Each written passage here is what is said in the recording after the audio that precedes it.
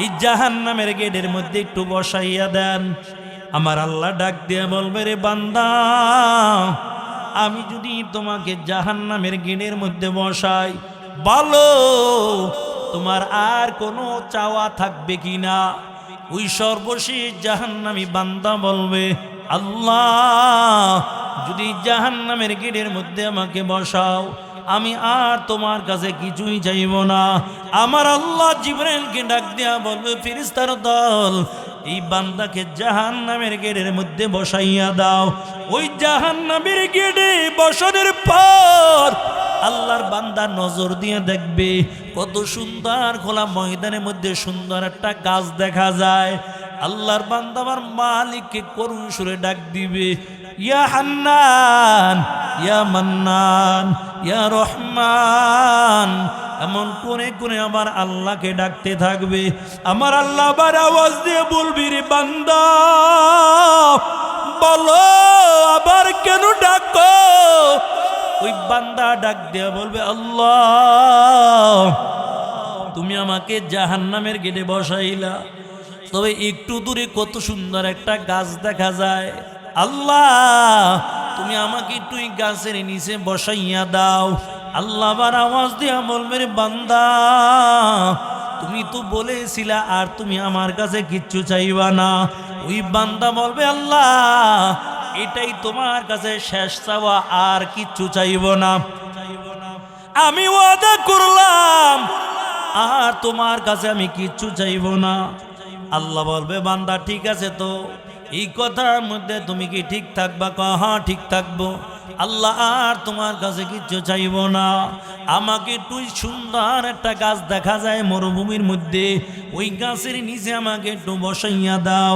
আল্লাহ আবার ফেরেশতাকে ডেকে ডেকে বলবেন, ও ফেরেশতার দল, এই বান্দাকে নিয়ে একটু খালি জায়গার মধ্যে গাছের নিচে বসাইয়া দাও। এই বান্দা আবার শত শত বছর ওই গাছের নিচে কাটাবে, কিন্তু গাছের নিচে কাটানোর পর নজর দিয়া দেখতে পাবে কত সুন্দর আমার মালিকের জান্নাতটা সাজানো। বান্দার মনে যাবে একটু আল্লাহর জান্নাতটা দেখার জন্য। আবার বান্দা আল্লাহকে ডাক দিবে, আল্লাহ, আমার আল্লাহর কুদরতে অন্তরের মধ্যে একটা জোশ মাইরা যাবে। আল্লাহ আবার ডাক দিয়ে বলবে, আল্লাহ, বান্দা বলো আবার কেন তুমি আমাকে ডাকো? বান্দা বলবে, আল্লাহ, তুমি আমাকে জাহান্নাম থেকে উঠাইয়া জাহান্নামের গেটে বসাইলা, ওখান থেকে উঠাইয়া তুমি খালি জায়গাটা গাছের নিচে বসাইলা। ওদের মালিক, ওই যে কত সুন্দর তোমার জান্নাত দেখা যায়, একটু জান্নাতের গেটের মধ্যে একটু বসাইয়া দাও। আমি ওয়াদা করলাম আর তোমার কাছে আমি কিচ্ছু চাইব না। আল্লাহ বলবে, বান্দা, তুই তো বারবার ওয়াদা করো, বারবার ওয়াদা ভঙ্গ করো। ওই বান্দা ডাক দিয়ে বলবে, মালিক, আর তোমার কাছে কিচ্ছু চাইব না, এটাই আমার শেষ চাওয়া।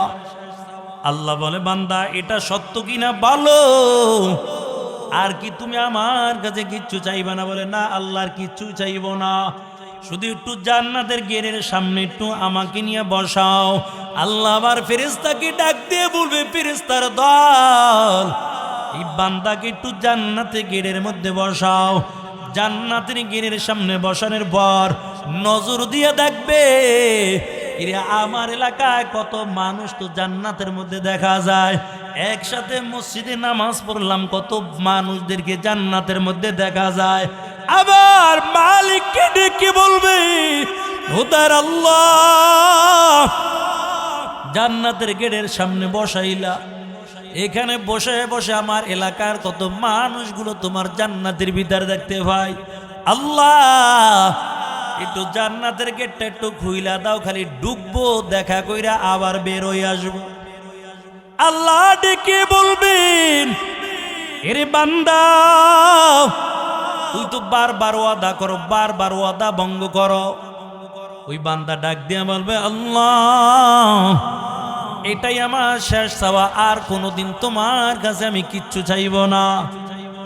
আল্লাহ বলবেন, তুই তো বারবার ওয়াদা করেছো, বারবার ওয়াদা খেলাপ করেছ, ওই ব্যক্তি আবার ডেকে বলবি মালিক এটাই আমার শেষ চাওয়া, খালি একটু জান্নাতের গেটটা খুইলা দিবা।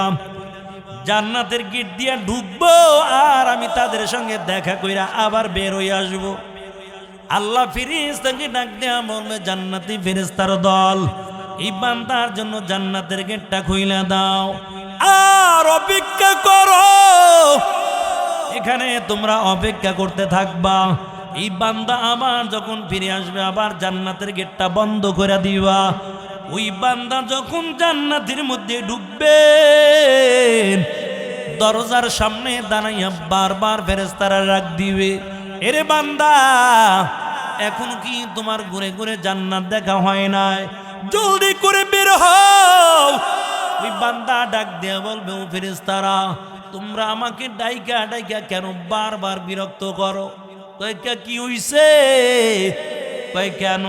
আল্লাহ তো ওয়াদা করেছেন একবার যাকে জান্নাতে ঢুকাইবে আল্লাহ কোনোদিন আর জান্নাত থেকে বের করবে না। আমি গুনাহ করলাম, আল্লাহ তো আমাকে জাহান্নামের আগুনে জ্বালাইল, আমি তো জাহান্নামের শাস্তি ভোগ করলাম। ও ফেরেশতার দল এখন আল্লাহ আমাকে জান্নাতের মধ্যে ঢুকাইল, আবার কেন ডেকে ডেকে বিরক্ত করো? আল্লাহ বলবেন ও ফেরেশতার দল আর আমার বান্দাকে ডেকে ডেকে বিরক্ত করবা না, এটাই আমার বান্দার তকদিরে আমি লিখেছিলাম। এই জন্য আল্লাহ সর্বশেষ যাকে জান্নাতটা দিবে সর্বশেষ আল্লাহ তাআলা এমন করে করে ওই বান্দাকে জান্নাত দিবে, আর যাকে ছোট্ট একটা জান্নাত দিবে কিয়ামতের ময়দানে ওই জান্নাতটা হবে 10 দুনিয়ার সমান একটা জান্নাত। কত বড় জান্নাত হবে! বান্দা জান্নাতের মধ্যে ঢুকবে দেখবে কত সুন্দর রং বেরঙের ফল। একটা মাছের কলিজা দিয়া কোটি কোটি জান্নাতি বান্দা বান্দিকে আল্লাহ তাআলা মেহমানদারি করবে। ও নবীর উম্মতের দল আল্লাহর পয়গম্বর নামাজের মধ্যে দাঁড়ায়, হঠাৎ করে নবী একটু সামনের দিকে দৌড় দিলেন, আবার মনটা বেজার করে আল্লাহর নবী পিছে চলে আসলো। সাহাবা কিরাম ডাক দিয়া বলে পয়গম্বর আপনি সামনে গেলেন আবার পিছে আসলেন, কিছুই তো বুঝলাম না। আমার নবী ডাক দিয়া বলে সাহাবীরা শুনাও, আমি নবী যা দেখি তোমরা তা দেখো না। আমি যখন নামাজে দাঁড়াইলাম জিবরাইল আমিন একটা ফলের থোকনাইনা আমার চোখের সামনে ধরেছিল। ও সাহাবীরা শুনো, তবে ফলের থোকনা যদি আমি ধরতে পারতাম, ধরার জন্য আমি দৌড় দিলাম। আমি যদি ফলের থোকনা ধরতে পারতাম কিয়ামত পর্যন্ত আমার উম্মতগুলো ফলগুলো ছিঁড়ে ছিঁড়ে খাইত, এখান থেকে ফলগুলো বাজারে বিক্রয় করে করে জীবনটা চালাইত। এই থোকনা থেকে কিয়ামতের আগে আর কোনোদিন একটা ফল কমতো না। কারণ আমার নবীর হাতের মধ্যে আল্লাহ কেমন বরকত দিয়ে রাখছেন। আল্লাহ যেই জিনিসে বরকত দেয় ওটা শুধু বাড়তেই থাকে। নবী বলেন এটা ছিল জান্নাতি ফল। কেমন করে সম্ভব? সম্ভব ওই যে দেখেন না আরবের জমিনের মধ্যে বাইতুল্লাহ আল্লাহর ঘর, পাশেই একটা জমজম কূপ।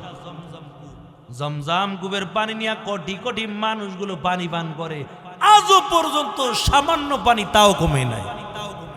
আল্লাহ কেমন বরকত দিয়েছেন, কিয়ামত পর্যন্ত মানুষ পানি খাবে, পানি কমবে না।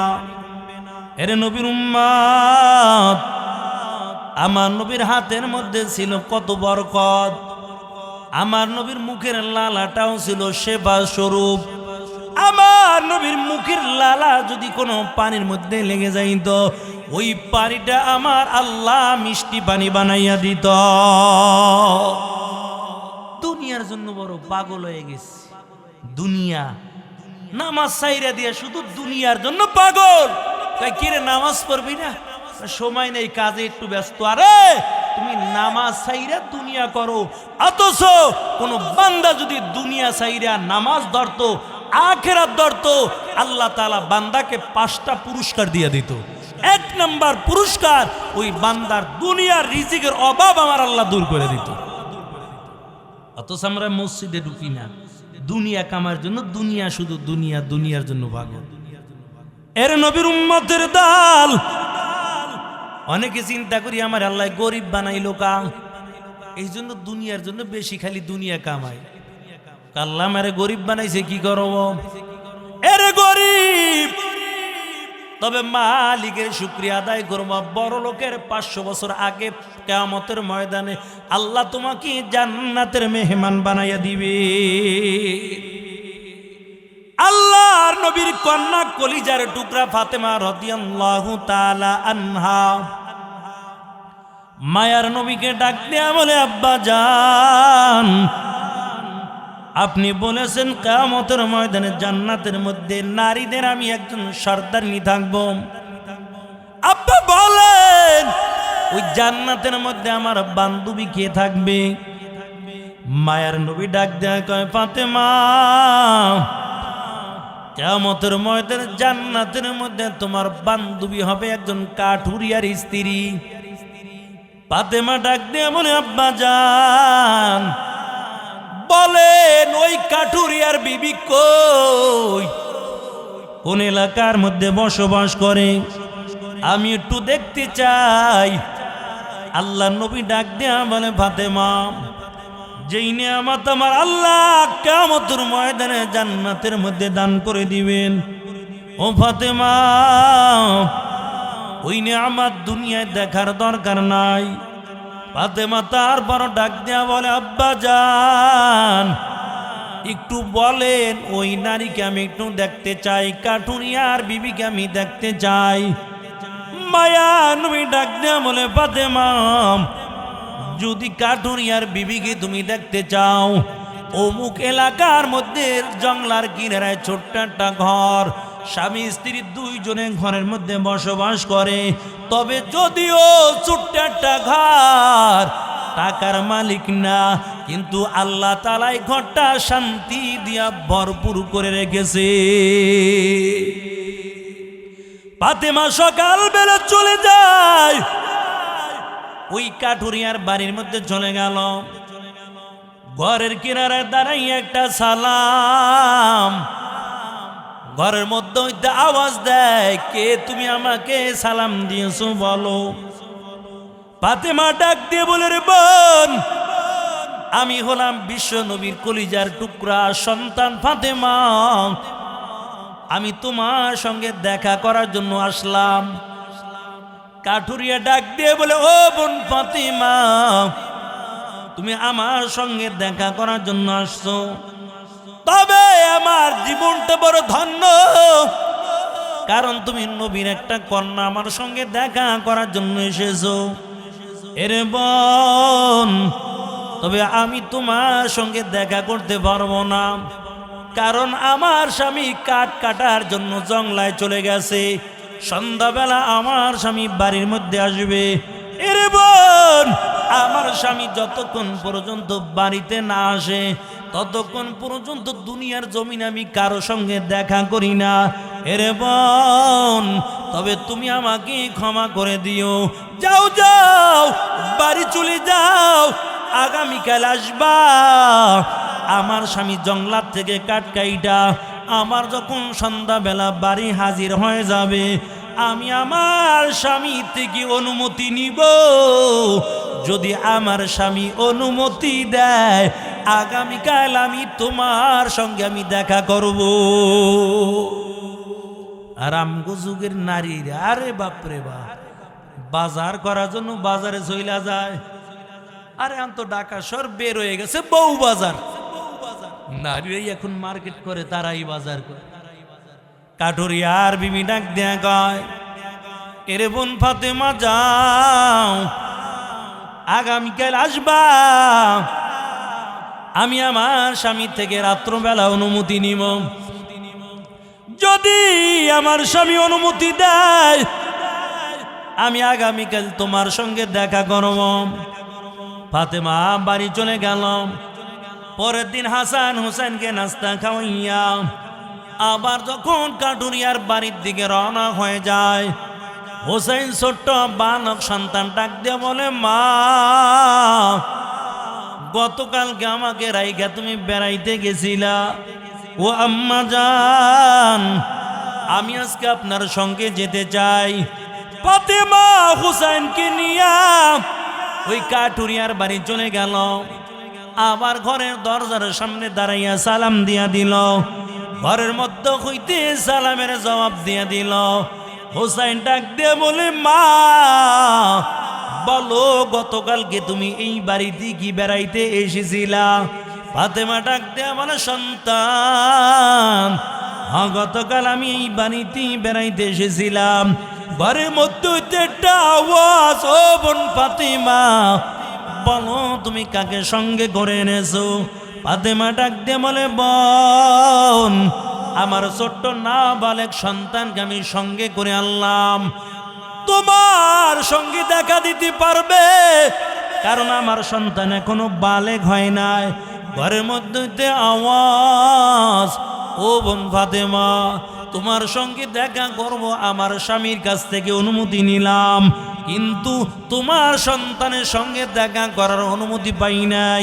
যাও বাড়ি চলে যাও, আগামীকাল আসবা, আমি তোমার সঙ্গে দেখা করব, তোমার সন্তানের সঙ্গে দেখা করব। এমন করে করে ফাতেমা 3টা দিন গেল, কিন্তু একটা দিনও দেখা করতে পারলো না। এবার 3য় দিন আবার যখন দেখা করতে যায়, আবার ওই কাঠুরিয়ার বিবি দেখা করালে না।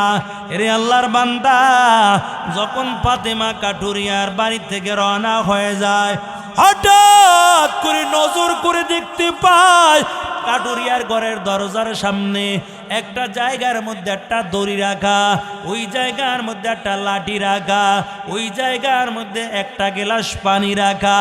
তা ফাতেমা ডাক দিয়ে বলে, রে বোন তবে বলো একটা জায়গার মধ্যে 3টা জিনিস কেন রাখলাম? আমার মনে হয় দুনিয়ার জমিনের মধ্যে তোমার সঙ্গে দেখা হবে না। এরে বোন তুমি জলদি করে বলো।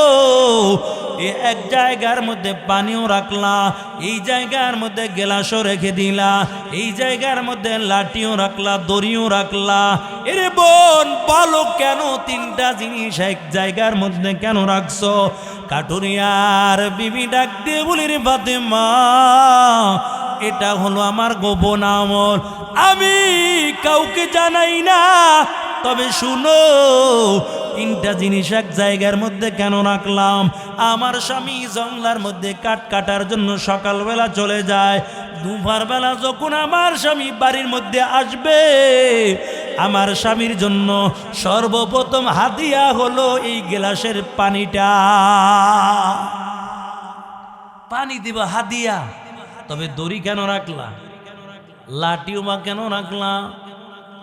এরে আল্লাহর গোলাম, ও পর্দার আড়ালের মা বোনেরা, বর্তমান যুগের নারীরা তো স্বামীর খেদমত করতেই চায় না, অথচ নবী জানায় তোমার স্বামী খেতে কামারে কাজ করে যদি বাড়ির মধ্যে আসে, স্বামী পানি চাওয়ার আগে আগে একটা গ্লাস পানি যদি স্বামীর হাতের মধ্যে তুলে দাও, আল্লাহর পয়গম্বর জানায়া দেয় 7 ভরি স্বর্ণ আল্লাহ রাস্তায় সদকা করলে যেই সব হইতো, এই সব ওই বান্দা বান্দির ওই নারীর আমল নামার মধ্যে আল্লাহ তাআলা দান করে দেয়। আর আজকে বাড়ি যাইয়া কইেন বিবি একটু পানি গরম কইরা দে, বিবিরাতে মাইরও খাইতে পারেন। কারণ বর্তমান যুগের নারীরা স্বামীর খেদমত করতে চায় না, অথচ স্বামীর পায়ের নিচে স্ত্রী জান্নাত। স্বামীর খেদমত করে দুনিয়ার থেকে বিদায় হবে। স্বামী যদি বলে আমার স্ত্রী খুব ভালো ছিল, আল্লাহ রসুল বলেন ওই নারীর জন্য আল্লাহর জান্নাত অপেক্ষা করতে থাকে। নারীরা পর্দার মধ্যে থাকবে, স্বামীর খেদমত করবে। এর যুবক তবে পর্দার মধ্যে থাকবে, খেদমত করবে, তারও কিন্তু একটা কারণ আছে। তুমিও দিনদার দেখে বিবাহ করবা, দুনিয়াদার দেখে বিয়া করছো, ওই নারীর ভিতরে তো দুনিয়ার লোভ বেশি, খেদমত করবে কি? এরে আল্লাহর গোলাম, নবীর একজন সাহাবী ছিল, বিবাহ করার পর বিবিকে ডাক দেয়া বলে, বিবি, অনেক দিন হয়ে গেল আমাদের স্বামী স্ত্রী অনেক ভালোবাসা, অনেক মহব্বত, তবে আমি ব্যবসার কাজের জন্য আমি অন্য দেশে চলে যাব। এরে বিবি, আমার হাতের উপর হাতটা রেখে ওয়াদা করবা, আমি যতদিন ব্যবসার কাজ থেকে বাড়ি না আসবো ততদিন পর্যন্ত আমার বাড়ির সীমানা থেকে বের হতে পারবা না। বিবি ডাক দিয়া বলে, স্বামী আমার, আমি আপনার সঙ্গে কথা দিলাম যতদিন পর্যন্ত আপনি না আসবেন ততদিন পর্যন্ত আমি বাড়ির সীমানা থেকে বের হব না। এর নবীর উম্মতের দল, কিছুদিন পর সংবাদটা চলে আসলো, ওই মেয়েটার বাবা বড় অসুস্থ হয়ে পড়ে গেল। মেয়েটা বড় চিন্তার মধ্যে পড়ে গেল, হায়রে কি করা যায়, আমি তো আমার স্বামীর সঙ্গে ওয়াদা করলাম যতদিন পর্যন্ত বাড়ি না আসবে ততদিন পর্যন্ত আমি সীমানা থেকে বের হব না, কেমন করে বাবাকে দেখতে যাব। মেয়েটা বড় চিন্তার মধ্যে পড়ে গেল। নবীর কাছে সংবাদটা পাঠায়, ও পয়গম্বর, আমি আমার স্বামীর সঙ্গে ওয়াদাবদ্ধ হলাম, আমি আমার স্বামী ব্যবসা করার জন্য বিদেশ চলে গেল। ও নবী, আমার বলেন, আমার বাবায় বড় অসুস্থ, আমার বাবাকে দেখার জন্য যেতে পারবো কিনা? আমার নবী ডাক দিয়ে বলে, না না, তোমার স্বামীর সঙ্গে তুমি ওয়াদা করেছো, তোমার বাবাকে দেখার জন্য তুমি যেতে পারবা না। এরে আল্লাহর গোলাম, আবার কিছুদিন পর সংবাদ চলে আসলো, তোমার বাবা মৃত্যুর শয্যায় লড়তেছে, একটা বার তোমার বাবাকে দেখার জন্য আসো। আবার মেয়েটা নবীর কাছে সংবাদ পাঠায়, ও পয়গম্বর, আমার বাবাই মৃত্যুর শয্যায় লড়তেছে, বলেন আমার বাবাকে দেখার জন্য আমি যেতে পারবো কিনা? আমার নবী ডাক দেওয়া বলে, না না, তোমার স্বামীর অনুমতি ছাড়া যেতে পারবা না। এরে আল্লাহর গোলাম, আবার কিছুদিন পর সংবাদটা চলে আসলো, তোমার বাবা দুনিয়া থেকে বিদায় হয়ে গেছে। মেয়েটা চোখের পানি ছিঁড়ে দিয়া কাঁদি, আর নবীর কাছে সংবাদটা পাঠায়, ও পয়গম্বর, আমার বাবা তো দুনিয়া থেকে বিদায় হয়ে গেল, বলেন আমার বাবাকে আমি দেখতে যেতে পারবো কিনা? আমার নবী ডাক দিয়া বলেন, না না, তোমার স্বামীর অনুমতি ছাড়া তোমার বাবাকে দেখতে যেতে পারবা না। এরে আল্লাহর গোলাম, ওই মেয়েটার দিলের মধ্যে আল্লাহর বড় ভয়, মালিকের ভয়, জাহান্নামের ভয়। এই জন্য মেয়েটা স্বামীর অনুমতি ছাড়া নিজের বাবার মরা লাশটা দেখার জন্য যায় না। এরে মুমিন, তবে মেয়েটা রাত্রবেলা মালিকের কুদরতে পায়ে সেজদা দিয়া কাঁদে, কোরআন তেলাওয়াত করে আর কান্না করে, হাত দুইটা আসমানের দিকে বাড়াইয়া বলে, মালিক, আমার দিলের মধ্যে জাহান্নামের বড় ভয়, এই জন্য আমার স্বামীর অনুমতি ছাড়া আমার বাবার লাশটা দেখার জন্য আমি যাই নাই। ওদের মালিক, তবে আমি তোমার কাছে দোয়া করলাম, আল্লাহ, তুমি আমার বাবার কবরটা জান্নাতের বাগান বানাইয়া দাও। এরে আল্লাহর গোলাম, এমন করে করে মেয়েটা যখন আল্লাহর কাছে দোয়া করলো, এরে আল্লাহর বান্দা, রাত্রবেলা দোয়া করতে করতে মেয়েটা ঘুমাইয়া গেল। হঠাৎ করে বাবাকে স্বপ্নে দেখতে পায়, বাবা স্বপ্নের মাধ্যমে দেখা দেয়, কত সুন্দর বাবার চেহারাটা, হাসি খুশি দেখা যায়। বাবা ঈশা ডাক দিয়ে বলে, সন্তান, তুমি আমার জন্য কান্না করেছো, আর আল্লাহর কাছে যেই দোয়া করেছো, আর তুমি যে একটা গোপন আমল করেছো, আমার আল্লাহ গোপন আমলটা কবুল করিয়া আমার কবরটা আল্লাহ জান্নাতের বাগান বানাইয়া দিয়েছে। মেয়েটার স্বপ্নের মাধ্যমে আব্বা যান বলেন, কি আমল করলাম? তার বাবা স্বপ্নের মাধ্যমে বলে, এরে সন্তান, তোমার দিলের মধ্যে আল্লাহর বড় ভয় ছিল, জাহান্নামের ভয় ছিল, তোমার স্বামীর অনুমতি ছাড়া আমি মারা যাওয়ার পরও আমাকে দেখার জন্য যাও নাই। তুমি যে আমলটা করেছো এই জন্য আমার আল্লাহ বড় খুশি হইয়া আমার জীবনের সব গুনাহগুলো মাফ করিয়া আল্লাহ তাআলা কবরটা জান্নাতের বাগান বানাইয়া দিয়েছে। আর আমগো দেশের নারীরা, ওই তো আমার বাবাই অসুস্থ আর তুমি বলো যাইতে পারবো না, তোর ঘরই করবো না। কিন্তু আল্লাহর বান্দি কেমন চিন্তা করেছে, আরে জান্নাতটা তো সহজ না। নারীরা পর্দায় থাকবে, স্বামীর খেদমত করবে, অল্প আমলও যদি হয় আল্লাহ পরকালে ওই বান্দা বান্দিকে আল্লাহ জান্নাতের ফয়সালা করে দিবেন।